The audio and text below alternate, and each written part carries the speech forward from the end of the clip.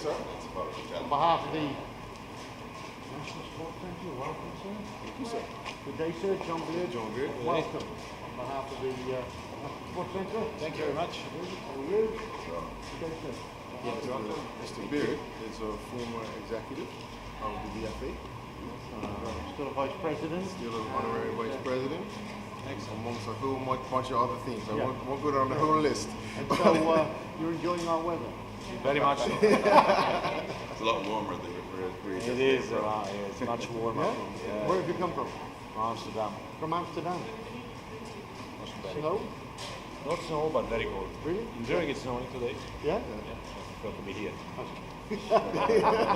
It will clear up, but perhaps not by 2 o'clock. Probably not. But before the sun was shining. We were at the premiere. Oh, good. Oh, all right. So, all right. You've enjoyed it. Yeah. We had 20 minutes of sunshine. Exactly. We're good. What do you want to do here? If you want to say Good morning. On behalf of the trustees of the National Sports Centre, we're very pleased to welcome the President of FIFA. This is a truly momentous occasion for Bermuda and, of course, for us up at the National Sports Centre. We're in ideal weather for football, but perhaps not ideal weather for seeing Bermuda.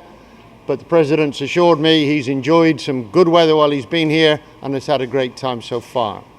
So our welcome to the President. We hope that he leaves with a favourable report of Bermuda and has enjoyed his time here.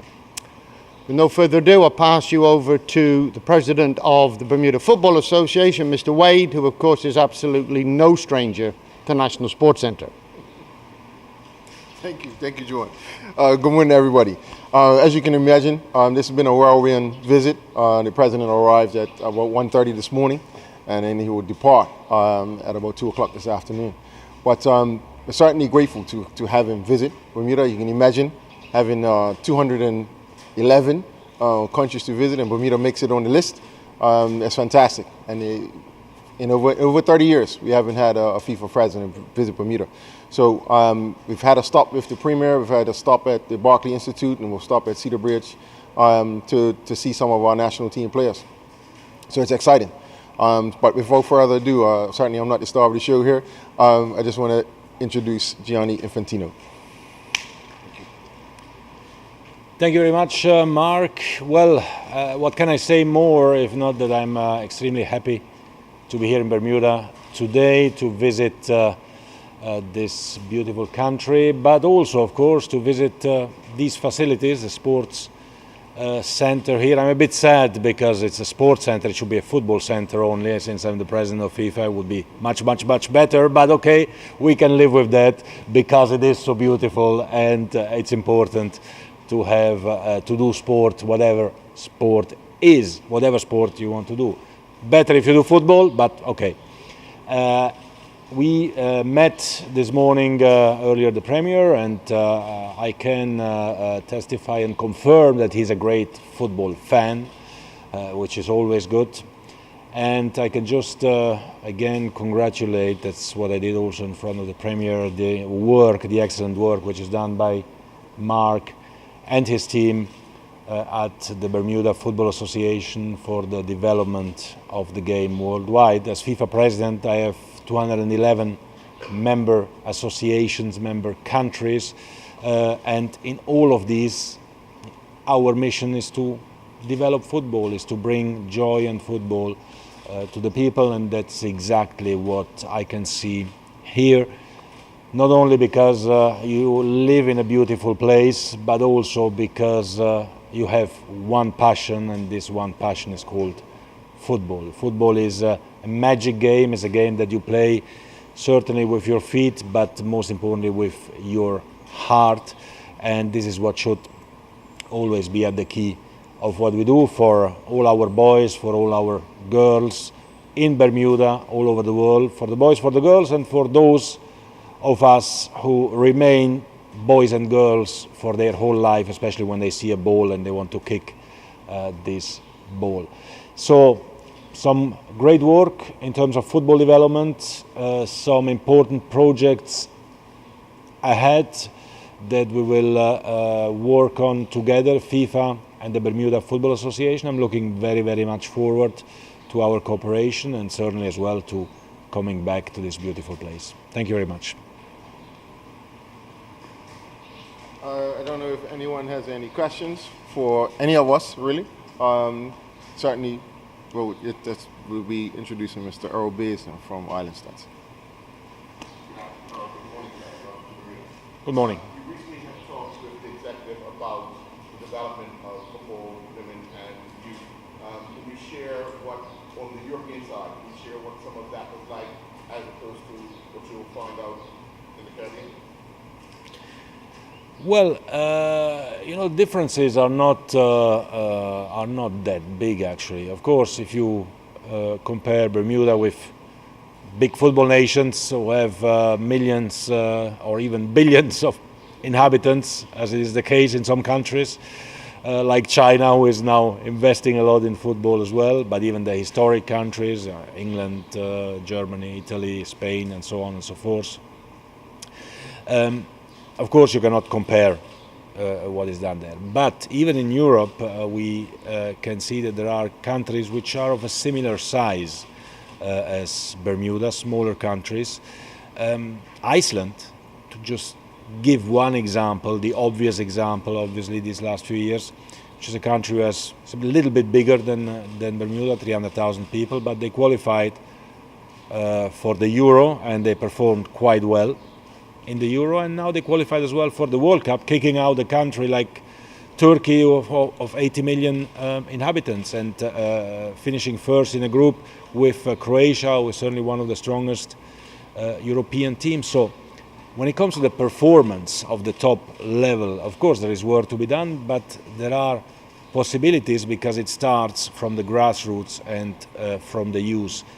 And for this reason we were discussing about the situation in Bermuda in terms of football infrastructures, in terms of pitches, because what we need for the boys and girls to play football is mainly pitches, and then of course equipment and staff to be with them. Now the expertise is certainly here, the equipment we bring it, and for the infrastructure we work on together, and also together with the government. So you will certainly see in the near future more beautiful football pitches in Bermuda, where the talent, boys and girls, can grow and prosper, and we will see. Next World Cup, maybe? Maybe. Maybe. When you decided to become the president, what was your aim and focus in redeveloping or redesigning the whole structure of FIFA? Because it was a turmoil when you first took over. It was a turmoil. I think that's quite a diplomatic way to put it. Something like you were? One could use other terms, indeed. But let's stick to turmoil for the moment, because anyway, the past is the past, and we have to make things obviously better than what happened in the past. And for me, it was very clear from the very beginning, when I started even to be candidate to become FIFA president, the key was and is to bring football back to FIFA and FIFA back to football. I think that maybe it was a little bit forgotten what the main mission of FIFA was and should have been, which is to develop football and to organize football all over the world. We are a football organization. Our mission is to do exactly that, and we shouldn't, lose our heads in trying to do other things, which then end up in being maybe some dodgy affairs as well. We should focus on the football. We have to bring in the football legends, for example, to help us in spreading out this message. We have to invest, and it's one of the first steps that we put in place after my election, to increase significantly the funds available for investment in football development, in infrastructure, in courses. And as a matter of fact, we increased this amount from $400 million to $1.4 billion. So 1 billion more over the same period of time for which a budget was made. So we can already see now, I think, the concrete results of these investments, which is exactly what we have to do in terms of football development, but then in terms as well of the image and reputation of FIFA, which was the other key factor that we had to make much better through the reforms that we have put in place.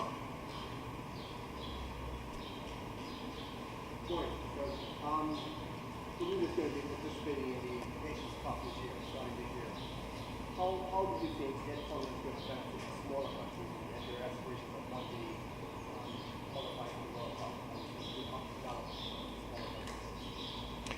I think it's a great idea and a great tournament, because to improve, you need to compete. If you don't compete, you cannot become better. Now, to compete, you need to play matches, but you can play friendly matches. It's much better to play competitive matches. And it's much better to play competitive matches against competitors of more or less the same level, where there is something at stake in terms of the ranking, in terms of a promotion, a relegation, a possibility to win a tournament and create an engagement by the people. So all those who are now starting to play football, or who are playing youth teams and so on, they have one, I would say, additional event, so to say, to look forward to, which is national team, where the whole country can, be proud and vibrate for the players. And for this reason, I welcome that opportunity certainly very much. And I'm sure the results will be seen very, very soon for Bermuda, but for the whole CONCACAF region. I can say this because, as you know, before becoming FIFA president, I was in UEFA. I was general secretary of UEFA, and that's exactly what we did in UEFA. We created competitions for boys and girls to play, to compete, and that's why they improve. Otherwise, there's no chance. One of the things you talked about also before you became president was your wish to have the World Cup increased to 40 in this commission you mentioned, Yeah. 8 teams. Yeah. I guess it's still roughly on the amount of points for that, but you're pretty happy with that to improve the company. No, I'm very happy. I was speaking about increasing to 40 from 32. We made even better. We increased it to 48 because actually the format with 48 works better than the format with 40, and we can make 8 more countries happy. The positive of it is that not only you involve many more countries, and today I think the quality of football worldwide is very high, so there is no risk of diluting the quality, but importantly as well, you can play a World Cup with 48 teams in exactly the same number of days as you play the World Cup with 32 teams. You can play it in exactly the same number of stadiums, 12 stadiums, as you play the World Cup today with 32 teams. The winner of this World Cup with 48 teams will have played 7 matches, which is exactly the same number of matches that the winner of the World Cup with 32 teams plays. So we have been able to find the right format, which doesn't increase the burden on the player, but boosts football worldwide much more, because there is nothing that boosts football more than participation in an event like the World Cup. What about video technology in football? Do we have a right yet, or are we still trying to? I think there are things like, which is annoying for a lot of people watching television, is the play of dive. How did we get that right? It's very prevalent in football. Yes, we are currently testing video assistant refereeing, and we'll take a final decision at the beginning of March at the IFAB meeting, the International Football Association Board meeting. The tests so far, which we started 1 week after my election, actually, in March of 2 years ago, The tests so far have been very, very positive, and I believe, even though I was skeptical at the beginning, but I said to myself, well, if we don't try, how will we know? The tests are very positive, and it's true that today in 2018, anyone in the stands or at home, within a few seconds, with a simple look on his mobile phone, he will know whether the referee has committed a big mistake. The only one who doesn't know it is the referee himself. And not because he doesn't want to know it, but because we prohibit him from knowing it. Now, the referees have already an incredibly difficult job. If we can help them a little bit, and within a few seconds we can prevent them from making a big mistake, then this is what we should do, and we are working exactly on that. Correct. That's what we are working on, yeah. And I hope that on the 2nd of March we will approve it, so that in the World Cup we will not have only goal line technology, but also video assistant refereeing. Will not solve all the issues and all the discussions if I do this, or is it a foul, is it not a foul? I mean, he's a big guy, if I do this he will not fall, but you know, today in football he may maybe make a whatever, and the referee gives a simulation. It's hard to see, and there will always be interpretation questions for the referee to decide, but at least if he scores a goal with his hand or from an offside position of 2 meters, well then, you know, we will know it, and we'll correct the decision. Finally, how has your first year been in the presidency? How has it been? Exciting. An exciting first year, a challenging first year as well, of course, but very exciting, and you know, to see what football means to many, many parts of the world is something that I had not realized being in Europe and being in charge of you know, the Champions League and all these great competitions. When you travel the world, when you see how the passion for football exists in many countries, some of which have nothing than football, I mean, it's just fantastic. So we need to work even harder, but it's great. Thank you. Sure.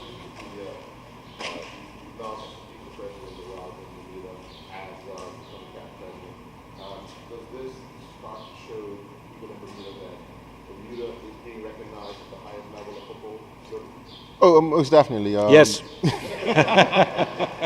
This question's not for me. So, but yeah, I mean, most definitely. We, you know, we strive to from an administrative perspective, strive for excellence, and we're now striving to get that excellence on the field of play where it matters. So, you know, we're grateful that both presidents came to visit us and demonstrate that they're a part of our team and we're a part of their team. Thank you very much, gentlemen. Thank you. Thank you. Thank you. Thank you. Thank you, sir, for taking the time to come and see the stadium. You know Bermuda's first international?